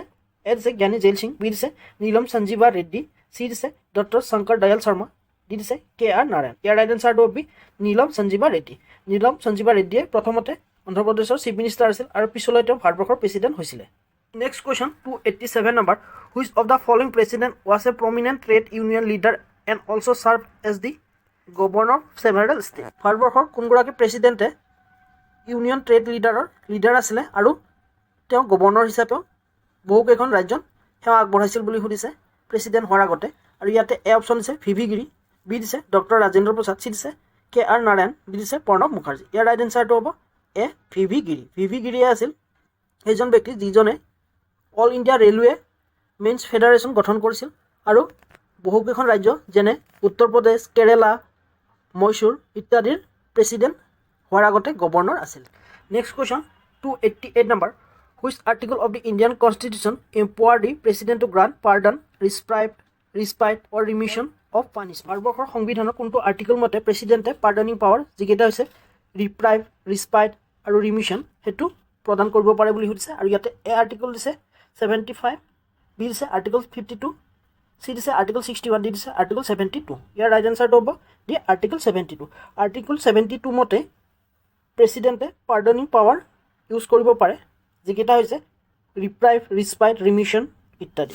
Next question 289 number, who was the president of India during the Kargil war in 1999। 1999 চনৰ কাৰ্গিল ৱাৰৰ সময়ত ভাৰতবৰ্ষৰ প্ৰেচিডেণ্ট কোন আছিল বুলি সুধিছে। আৰু ইয়াতে এ অপশ্যন দিছে ডক্টৰ শংকৰ দয়াল শৰ্মা, বি দিছে আৰ কে নাৰায়ণ, চি দিছে APJ আব্দুল কালাম, ডি দিছে আৰ ভেংকটা ৰামন। ইয়াৰ ৰাইট এনচাৰটো হ'ব আৰ কে নাৰায়ণ। আৰ কে নাৰায়ণে আছিল কাৰ্গিল ৱাৰৰ সময়ত ভাৰতবৰ্ষৰ প্ৰেচিডেণ্ট আৰু ভাৰতবৰ্ষৰ প্ৰাইম মিনিষ্টাৰ আছিল সেই সময়ত অটল বিহাৰী বাজপেয়ী। আৰু আৰ কে নাৰায়ণৰ কাৰ্যকাল আছিল 1997 পৰা 2002 লৈ। Next question 290 number, who was the first president of India to be a former chief of army staff. কোনজন ভাৰতবৰ্ষৰ প্ৰেচিডেণ্ট যি ফৰ্মাৰ আৰ্মি চিফ ষ্টাফ আছিলে। এ দিছে আৰ কে নাৰায়ণ, বি দিছে there has been no' such president, C দিছে doctor APJ Abdul Kalam, D দিছে doctor Shankar Dayal Sharma. ইয়াৰ right এনচাৰটো হ'ব there has been no' such president. তেনেকুৱা কোনো ধৰণৰ প্ৰেচিডেণ্ট নাই যিগৰাকী আগতে চিফ অফ আৰ্মি ষ্টাফ আছিলে। Next question 291 number, who was the first prime minister of India. ভাৰতবৰ্ষৰ প্ৰথমগৰাকী প্ৰাইম মিনিষ্টাৰ কোন বুলি সুধিছে। আৰু ইয়াতে এ অপশ্যন দিছে ডক্টৰ ৰাজেন্দ্ৰ প্ৰসাদ, বি দিছে চৰ্দাৰ বল্লভভাই পেটেল, চি দিছে জৱাহৰলাল নেহৰু, ডি দিছে ডক্টৰ BR আম্বেদকাৰ। ইয়াৰ ৰাইট এনচাৰটো হৈছে জৱাহৰলাল নেহৰু। জৱাহৰলাল নেহৰুৱে আছিল ভাৰতবৰ্ষৰ প্ৰথমগৰাকী প্ৰাইম মিনিষ্টাৰ আৰু তেওঁ লংগেষ্ট ছাৰ্ভাইভিং প্ৰাইম মিনিষ্টাৰ আছিল যি 17 বছৰ কাৰ্যকাল প্ৰাইম মিনিষ্টাৰ হিচাপে সেৱা আগবঢ়াইছে। তেওঁৰ কাৰ্যকাল আছিল 1947 15 আগষ্টৰ পৰা 1964 লৈ। আৰু তেওঁৰ সময়তে 1962 ইণ্ডো চাইনা ৱাৰো সংঘটিত হৈছিল। Next question 292 number, who was the first prime minister of India to resign from his office. কোনজন ভাৰতবৰ্ষৰ প্ৰাইম মিনিষ্টাৰ যিগৰাকীয়ে তেওঁৰ অফিচৰ পৰা ৰিজাইন দিছিল বুলি সুধিছে। আৰু ইয়াতে এ দিছে লাল বাহাদুৰ শাস্ত্ৰী, বি দিছে ইন্দিৰা গান্ধী, চি দিছে জৱাহৰলাল নেহৰু, ডি দিছে মোৰাৰজী দেশাই। ইয়াৰ ৰাইট এনচাৰটো হ'ব মোৰাৰজী দেশাই। মোৰাৰজী দেশাই ভাৰতবৰ্ষৰ প্ৰথমগৰাকী প্ৰধানমন্ত্ৰী যিগৰাকীয়ে তেওঁৰ মন্ত্ৰিত্ব পদৰ পৰা ৰিজাইন দিছিল। Next question 293 number, who was the first female prime minister of India. ভাৰতবৰ্ষৰ কোন প্ৰথম মহিলা প্ৰধানমন্ত্ৰী বুলি সুধিছে। আৰু ইয়াতে এ দিছে সৰোজিনী নাইডু, বি দিছে প্ৰতিভা পাটিল, চি দিছে ইন্দিৰা গান্ধী, ডি দিছে সোনিয়া গান্ধী। ইয়াৰ ৰাইট এনচাৰটো হৈছে ইন্দিৰা গান্ধী। ইন্দিৰা গান্ধীয়ে ভাৰতবৰ্ষৰ প্ৰথমগৰাকী মহিলা প্ৰধানমন্ত্ৰী। তাৰোপৰি প্ৰতিভা পাটিল হৈছে প্ৰথমগৰাকী মহিলা ৰাষ্ট্ৰপতি ভাৰতবৰ্ষৰ। Next question 294 number, who among the following prime minister never face the parliament. তলত দিয়া প্ৰাইম মিনিষ্টাৰবোৰৰ ভিতৰত কোনগৰাকী প্ৰাইম মিনিষ্টাৰে কেতিয়াও পাৰ্লিয়ামেণ্ট ফেচ কৰা নাছিল বুলি দিছে। এ দিছে VP সিং, বি দিছে চৌধুৰী চৰণ সিং, চি দিছে মোৰাৰজী দেশাই, ডি দিছে চন্দ্ৰশেখৰ। ইয়াৰ ৰাইট এনচাৰটো হ'ব বি চৌধুৰী চৰণ সিং। চৌধুৰী চৰণ সিঙে কেতিয়াও পাৰ্লিয়ামেণ্ট ফেচ কৰা নাই কাৰণ তেওঁৰ কাৰ্যকাল তেনেই শ্বৰ্ট টাৰ্মৰ বাবে আছিলে। Next question 295 number, which prime minister of India pass A in Tashkent Russia. ৰাছিয়াৰ টাস্কেণ্টত কোনজন প্ৰাইম মিনিষ্টাৰে মৃত্যুবৰণ কৰিছিল বুলি সুধিছে। আৰু ইয়াতে এ দিছে ৰাজীৱ গান্ধী, বি দিছে লাল বাহাদুৰ শাস্ত্ৰী, চি দিছে জৱাহৰলাল নেহৰু, ডি দিছে ইন্দিৰা গান্ধী। ইয়াৰ ৰাইট এনচাৰটো হ'ব বি লাল বাহাদুৰ শাস্ত্ৰী। লাল বাহাদুৰ শাস্ত্ৰীয়ে টাস্কেণ্টত তেতিয়া ৰাছিয়াত আছিল, এতিয়া বৰ্তমান টাস্কেণ্ট উজবেকিস্তানৰ ৰাজধানী হয়। আৰু তাতে তেওঁ টাস্কেণ্ট এগ্ৰিমেণ্ট চাইন কৰাৰ পিছতে তেওঁ মৃত্যুবৰণ কৰিছিল। তাৰোপৰি ৰাজীৱ গান্ধী মৃত্যুবৰণ কৰিছিল তামিলনাডুত। Next question 296 number, who was the prime minister of India during the 1991 economic reform. 1991 economic ৰিফৰ্মৰ সময়ত ভাৰতবৰ্ষৰ প্ৰাইম মিনিষ্টাৰ কোন আছিল বুলি সুধিছে। এ দিছে PV নৰসিংহ ৰাও, বি দিছে ৰাজীৱ গান্ধী, চি দিছে অটল বিহাৰী বাজপেয়ী, ডি দিছে মনমোহন সিং। ইয়াৰ ৰাইট এনচাৰটো হ'ব PV নৰসিংহ ৰাও। PV নৰসিংহ ৰাওৱে আছিল 1991 ইকনমিক ৰিফৰ্মৰ সময়ত prime minister. Next question 297 number, which of the following prime minister was also' chief minister of Uttar Pradesh. তলত দিয়া প্ৰাইম মিনিষ্টাৰৰ ভিতৰত কোনজন উত্তৰ প্ৰদেশৰ চিফ মিনিষ্টাৰ আছিল বুলি সুধিছে। এ দিছে ইন্দিৰা গান্ধী, বি দিছে VP সিং, চি দিছে চৌধুৰী চৰণ সিং, ডি দিছে মোৰাৰজী দেশাই। ইয়াৰ ৰাইট এনচাৰটো হ'ব চৌধুৰী চৰণ সিং। চৌধুৰী চৰণ সিঙে আছিল উত্তৰ প্ৰদেশৰ মুখ্যমন্ত্ৰী আৰু পিছলৈ তেওঁ ভাৰতবৰ্ষৰ প্ৰধানমন্ত্ৰী হৈছিল আৰু তেওঁৰ কাৰ্যকাল তেনে শ্বৰ্ট টাৰ্মৰ বাবে আছিল, যাৰ বাবে তেওঁ এবাৰো পাৰ্লিয়ামেণ্ট ফেচ কৰিবলগীয়া হোৱা নাছিল। তাৰোপৰি ডি অপশ্যনটো হৈছে মোৰাৰজী দেশাই। মোৰাৰজী দেশাই হৈছে প্ৰথমগৰাকী নন কংগ্ৰেছী প্ৰাইম মিনিষ্টাৰ। আৰু ইন্দিৰা গান্ধী দিছে, ইন্দিৰা গান্ধী ভাৰতবৰ্ষৰ প্ৰথমগৰাকী মহিলা প্ৰাইম মিনিষ্টাৰ। আৰু 98 number, the prime minister of India is appoint by the. ভাৰতবৰ্ষৰ প্ৰাইম মিনিষ্টাৰ কোনে এপইণ্ট কৰে বুলি সুধিছে। এ দিছে chief justice of India, B দিছে প্ৰেচিডেণ্ট অফ ইণ্ডিয়া, চি দিছে স্পীকাৰ অফ লোকসভা, ডি দিছে মেম্বাৰ অফ দি লোকসভা। ইয়াৰ ৰাইট এনচাৰটো হ'ব প্ৰেচিডেণ্ট অফ ইণ্ডিয়া। ভাৰতবৰ্ষৰ ৰাষ্ট্ৰপতিয়ে ভাৰতবৰ্ষৰ প্ৰধানমন্ত্ৰীক নিয়োগ কৰে। Next question 299 number, who was the first non Congress prime minister to complete A full 5-year term. কোন প্ৰথম নন কংগ্ৰেছী প্ৰাইম মিনিষ্টাৰ যিগৰাকীয়ে 5 বছৰ কাৰ্যকাল সম্পন্ন কৰে। এ দিছে VP সিং, বি দিছে মোৰাৰজী দেশাই, চি দিছে HD দেৱগৌড়া, ডি দিছে অটল বিহাৰী বাজপেয়ী। ইয়াৰ ৰাইট এনচাৰটো হ'ব দি অটল বিহাৰী বাজপেয়ী। অটল বিহাৰী বাজপেয়ী প্ৰথমগৰাকী নন কংগ্ৰেছী প্ৰাইম মিনিষ্টাৰ যিগৰাকীয়ে তেওঁৰ কাৰ্যকাল 5 বছৰ সম্পন্ন কৰিছিল বা কমপ্লিট টাৰ্ম শেষ কৰিছিলে। আৰু অটল বিহাৰী বাজপেয়ী 3টা কাৰ্যকাল আছিল। প্ৰথম 2টা কাৰ্যকাল তেওঁৰ শ্বৰ্ট টাৰ্মৰ বাবে আছিল আৰু তেওঁৰ থাৰ্ড টাৰ্মটো আছিল 1999 পৰা 2004লৈ, যিটো তেওঁ 5 বছৰ সম্পন্ন কৰিছিল। Next question 300, the first prime minister of India to be assassinate was. ভাৰতবৰ্ষৰ প্ৰথমগৰাকী প্ৰাইম মিনিষ্টাৰ যিগৰাকীক হত্যা কৰা হৈছিল। আৰু ইয়াতে অপশ্যন আছে এ জৱাহৰলাল নেহৰু, বি দিছে ৰাজীৱ গান্ধী, চি দিছে ইন্দিৰা গান্ধী, ডি দিছে লাল বাহাদুৰ শাস্ত্ৰী। ইয়াৰ ৰাইট এনচাৰটো হ'ব চি ইন্দিৰা গান্ধী। ইন্দিৰা গান্ধী হৈছে প্ৰথমগৰাকী প্ৰাইম মিনিষ্টাৰ যাক হত্যা কৰা হৈছিল আৰু তেওঁ হত্যা কৰা হৈছিল 1984-ত তেওঁৰ নিজৰ বডিগাৰ্ডে অপাৰেশ্যন ব্লু ষ্টাৰৰ প্ৰতিশোধ হিচাপে। আৰু তেওঁৰ অফিচিয়েল যিটো ৰেচিডেণ্ট আছে ছফদাৰজং ৰোড, নিউ দিল্লীত, আৰু বৰ্তমান যিটো ইন্দিৰা গান্ধী মেমৰিয়েল হিচাপে কনভাৰ্ট কৰা আছে তাতে তেওঁক হত্যা কৰা হৈছিল। তাৰোপৰি লাল বাহাদুৰ শাস্ত্ৰীৰ মৃত্যুবৰণ হৈছিল তাছকেণ্ট, উজবেকিস্তান। বৰ্তমান উজবেকিস্তানৰ কেপিটেল হয় তাছকেণ্ট। আৰু যেতিয়া তেওঁ তাতে মৃত্যুবৰণ কৰিছিল তেতিয়া সেই তাছকেণ্ট USSR বা ৰাছিয়াৰ পাৰ্ট আছিল আৰু তেওঁৰ মৃত্যুবৰণ হৈছিল 1966 চনত। তাৰোপৰি জৱাহৰলাল নেহৰু মৃত্যুবৰণ কৰিছিল 1964-ত। চ' আজিলৈ আশা কৰোঁ মোৰ ভিডিঅ'টিৰ জৰিয়তে আপোনালোকে উপকৃত হ'ব। যদি ভিডিঅ'টি ভাল লাগিছে লাইক কৰিব, কিবা আপডেট কৰিবলগীয়া থাকিলে মোক কমেণ্ট কৰি জনাব পাৰে। তদুপৰি যোৱাৰ আগতে চেনেলটো ছাবস্ক্ৰাইব কৰিবলৈ নাপাহৰিব। আজিলৈ পুনৰ এটি নতুন ভিডিঅ'লৈ অতি শীঘ্ৰে লগ পোৱাৰ প্ৰতিশ্ৰুতিৰে আজিলৈ ধন্যবাদ।